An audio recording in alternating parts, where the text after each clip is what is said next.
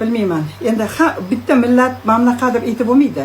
Hamma millatda bor. O'ziga yarasha minus, o'ziga yarasha plus. Hammaning millatda bor.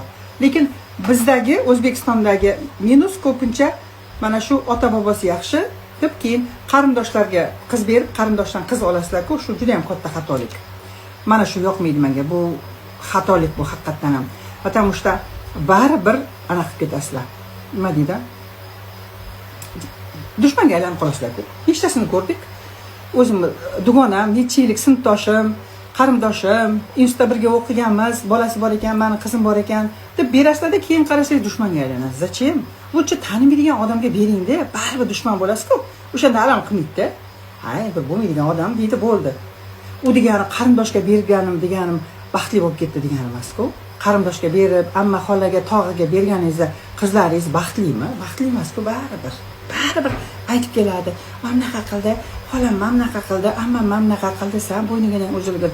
O'zimniki deb beruvdim. Sen o'zimniki bo'lib turib mamnaqa qilsan.